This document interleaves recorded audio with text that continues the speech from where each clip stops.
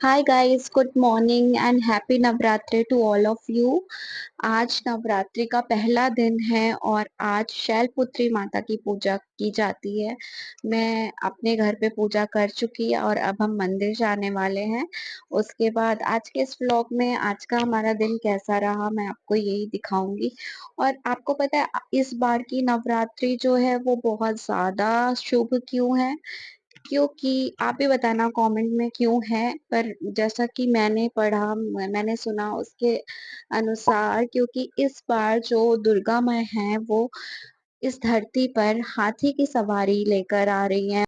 और ऐसा कहा जाता है कि जब नवरात्रि का पहला दिन सोमवार या रविवार को पड़ता है तब हाथी की सवारी लेकर आती है माँ। और उसका अर्थ होता है क्योंकि हाथी जो है वो समृद्धि और शांति का प्रतीक होता है, तो इसका मतलब है कि इस बार इस साल जो है जो कि हम चैत्र नवरात्रि के साथ हमारे हिंदू नववर्ष की भी शुरुआत हो रही है, तो इस साल सब कुछ अच्छी वर्षा होने वाली है जो कि धन धान्य और समृद्धि में वृद्धि करेगी और साथ ही शांति का एक जो वातावरण हमारे देश में फैलाए, ऐसी ही हम मनोकामना करते हैं।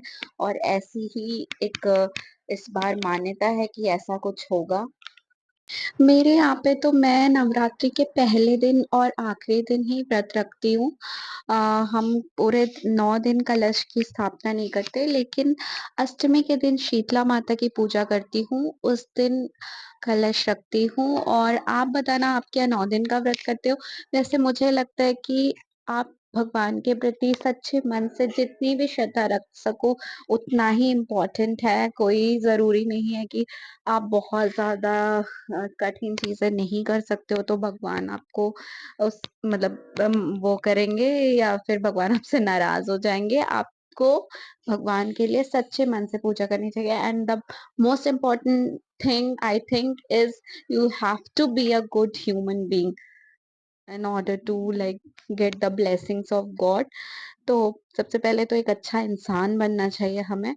वैसे मैं ये सब क्या बातें करने लग गई, मैं ये बता रही हूँ कि जो 9 दिन का व्रत होता है ना, वो मुझे ऐसा लगता है कि काफ़ी टफ होता है।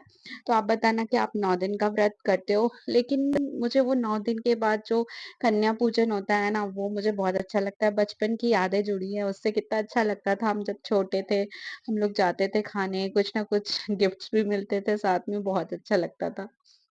तो आज तो हमारे घर पे सारे लोग व्रत हैं और मैंने आलू बॉईल करने के लिए रख दिया है और मैं क्या बनाने वाली हूँ मैं वो आपको अभी दिखाऊंगी थोड़ी देर में। किचन में आने के बाद मैंने किया मूंगफली को फ्राई एंड इसके पहले ही मैंने आलू बॉईल करने रख दिए थे तो वो भी बॉईल हो गए हैं। और मूंगफली फ्राई करने के बाद मैं दही का कुछ बनाने वाली हूँ, वो दिखाती हूँ मैं कैसे बनाती हूँ। तो उसके लिए मैंने एक मिक्सर जार में कुछ किशमिश ले ली, बादाम ले लिया है आप और काजू और कोई भी ड्राई फ्रूट इसमें डाल सकते हैं जो भी हमारे पास हो। मैंने अभी के लिए किशमिश, बादाम और इलायची ज़रूर से डालूंगी क्योंकि इलायची के साथ बहुत ही अच्छा टेस्ट आ जाता है। और अब मैं इसे ग्राइंड कर रही हूँ। इसके साथ साथ देखो अभी ये कितना अच्छा मतलब पिस गया है और इसके साथ साथ मैं मखाने भी रोस्ट कर रही हूँ, हल्का सा देसी घी डालकर मैंने मखानों को रोस्ट कर लिया है। और अभी ये जो पेस्ट बना है इसको मैं ये दही ले रही हूँ। दही जो है मैंने मार्केट वाली अमूल की दही है, लेकिन ये काफ़ी थिक होती है तो मुझे अच्छी लगती है। इसमें मैंने एक दो तुलसी जी के पत्ते भी डाल लिए, इससे प्रसाद वाला टेस्ट आता है, अच्छा लगता है बहुत। तो इस दही को मैं फेंट लूंगी और इस दही में मैं अभी डालने जा रही हूँ वो जो मैंने ग्राइंड किया है पेस्ट ड्राई फ्रूट्स का। वो डालने के बाद मैं इस दही को अच्छे से फेंट लूँगी ताकि अच्छा एक मतलब मिक्स हो जाए सारी दही। और साथ साथ में इसमें हमें पानी भी डालना है, तो मैं इसमें पहले 1 ग्लास ऑफ वाटर डाल रही हूँ। इसके बाद मैं इस पूरे जो हमारा दही का वो है इसको मैं अच्छी तरीके से फेंट लूँगी। और ये आप भी कभी ट्राई करना, काफ़ी अच्छा लगता है एंड आप ये किसी भी व्रत में खा सकते हो। इसके बाद शुगर जितना आपको चाहिए आप अपने टेस्ट के अनुसार ऐड कर सकते हो। तो मैंने 2-3 चम्मच शुगर डाल लिया। इसके बाद जो मैंने मखाने रोस्ट किए हैं वो मैं डाल रही हूँ इसमें। और ये डालने के बाद मखानों को अच्छी तरह से मिलाकर इसमें, ताकि वो डूब जाए दही में, फिर मैं इसको फ्रिज में रख दूंगी थोड़ा ठंडा होने के लिए। इसके बाद में अगर हम इसे एक घंटे के बाद या 1-2 घंटे के बाद खाएंगे तो मखाने बिल्कुल सॉफ्ट हो जाते हैं, और बिल्कुल आपने चरना अमृत पिया होगा ये उसका ही टेस्ट आता है। बट इसमें दही थिक होती है तो ये काफी आपको मतलब आपका पेट भी भर देती है, सेटिस्फाइंग भी होती है, और व्रत में खाने के लिए एक बहुत ही अच्छी चीज है। इसके साथ साथ मैं अभी बना रही हूँ चाय, और चाय के साथ पापा को मीन्स मेरे फादर इन लॉ जो हैं उनके लिए मुझे जो मखाने एंड मूंगफली हैं वो मैंने ग्राइंड कर लिया, बिकॉज वो ओल्ड है काफी, तो उनके दांत नहीं है। काफी दिक्कत होती है ना ओल्ड एज में, वो लोग जिनके दांत नहीं है वो कैसे ही खाएंगे, तो इसलिए सारी चीजें ग्राइंड करके देती हूँ। मेरे हस्बैंड पूजा कर रहे हैं और पापा को मैंने ब्रेक उनका जो भी चीजें हैं ब्रेकफास्ट के लिए वो दे दी है। और फिर अब मैं आलू बना रही हूँ, ये हम लोग लंच के टाइम के लिए बना रही हूँ मैं। और आलू के लिए मैंने पहले कढ़ाई में जीरा और मिर्च डाल लिया, जैसे आप नॉर्मली हम सब आलू बनाते हैं। कुछ लोग बॉईल करके बनाते हैं, कुछ ऐसे ही बनाते हैं। इसके बाद मैंने जो मखाना और मूंगफली का ग्राइंड किया था वो डाल दूंगी। एंड क्योंकि पापा जो है वैसे नहीं खा पाते तो हम लोग अपने लिए मूंगफली अलग से डाल लेंगे ऊपर। इसके साथ साथ मैंने साबूदाने सोक करने के लिए रख दिए थे, और अब वो सॉफ्ट हो चुके हैं, तो साबूदाने डालने से ऊपर से काफी अच्छा टेस्ट आ जाता है, आलू का इसका टेस्ट एनहांस हो जाता है। तो अगर आपने ऐसा ट्राई नहीं किया है तो आप भी कर सकते हो, और ऐसे आलू काफी अच्छा लगता है। और आलू को भी हम डिफरेंट तरीके से बना सकते हैं, क्रिस्पी वाले ऐसे। ये बाद में मैंने पापा का निकाल कर इसमें मूंगफली अलग से ऊपर से डाल दी थी।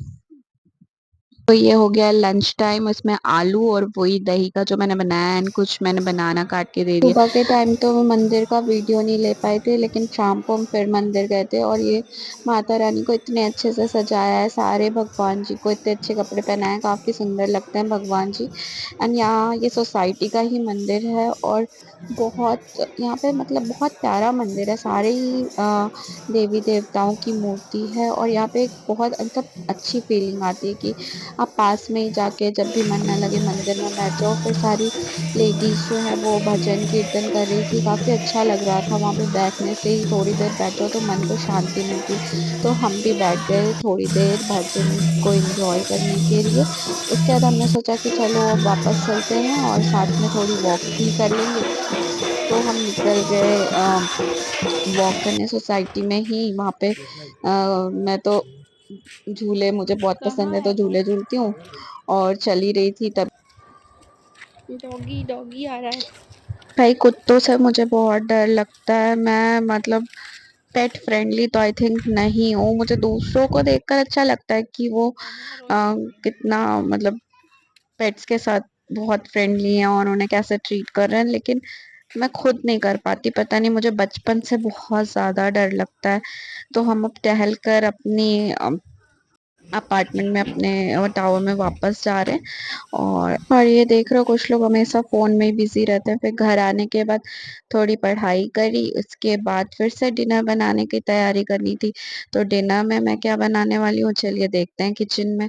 तो डिनर में मैं बना रही हूँ बॉइल्ड आलू को मैश करके। मैं सिंघाड़े के आटे का कटलेट, सिंघाड़े के आटे एंड आलू का कटलेट बनाने वाली हूँ। तो बॉइल्ड मैश्ड पोटैटोज में सिंघाड़े का आटा डाला, उसमें मिर्ची डाली, एंड आप नींबू भी चाहो तो डाल सकते हो। एंड इसके साथ साथ मैं एप्पल बनाना स्मूदी बना रही थी। फिर मैंने इसको इस तरह से गोल गोल करके एंड ऊपर से ये जो साबूदाने सोख कर रखे थे सुबह वाले वो बचा कर रखे थे, उसमें इस तरीके से लपेट कर एंड ऊपर से कुछ मूंगफली डालकर मैं चलने वाली हूँ इसको फ्राई करने। तो ये काफी अच्छे टेस्टी एंड क्रिस्पी लगता है। सिंस ये फ्राइड स्नैक है तो आप हमेशा तो नहीं खा सकते, लेकिन वंस इन अ मंथ अगर आप व्रत नहीं भी हो और ऐसे स्नैक ट्राई करना चाहते हो तो ये बहुत ही अच्छा ऑप्शन है। मतलब काफी टेस्टी लगता है ये। मैं तो इसको बहुत सालों से बना रही हूँ। तो अगर आप में से किसी को मन है ट्राई करने का तो आप कर सकते हो। ये देख रहे हो कितने अच्छे लग रहे हैं, और इनका टेस्ट इससे भी अच्छा होता है। तो ये तो अब है मैं हमारा निकाल डिनर, देती और हूँ हम खाना। सबने डिनर में ये किया, और उसके बाद हम अपने रूम में चले गए सोने। तो अभी मिलते हैं नेक्स्ट व्लॉग में, तब तक के लिए बाय, गुड नाइट।